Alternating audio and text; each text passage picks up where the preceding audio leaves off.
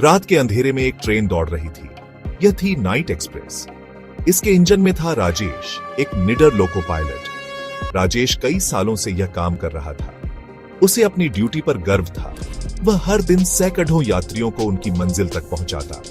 उसकी नजरें पटरी पर टिकी थी। उसका हाथ इंजन के नियंत्रण पर था। राजेश एक अनुभवी लोको पायलट था। उसने कई मुश्किल परिस्थितियों का सामना किया था, लेकिन उस रात उसे एक नई चुनौती का सामना करना पड़ीने वाला था।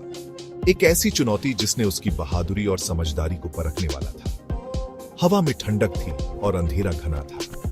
दूर कहीं एक भेड़िया भौंका। राजेश ने अपनी चाय की चुस्की ली। उसकी नजर घड़ी पर पड़ी। जल्द ही अगले स्टेशन पर पहुंचना था।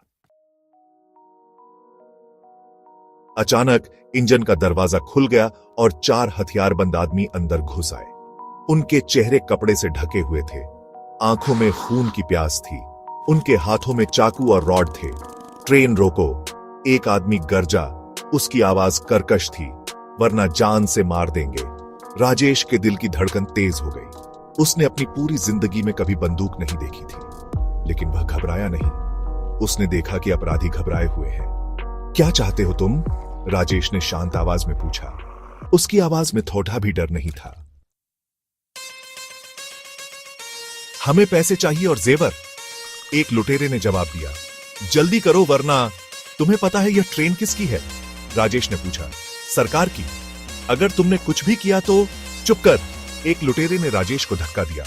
हमें व्याख्यान नहीं चाहिए, ट्रेन रोको। राजेश समझ गया था कि उसे कुछ करना होगा।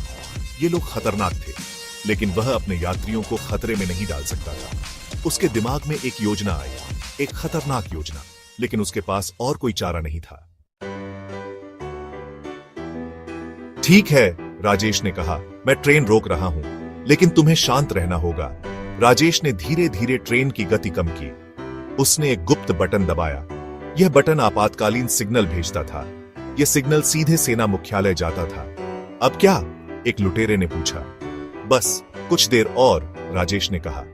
यहां से आगे पटरी खराब है, ट्रेन धीरे चलानी होगी। कुछ देर बाद ट्रेन के इर्द गिर्द सैनिक आ गए।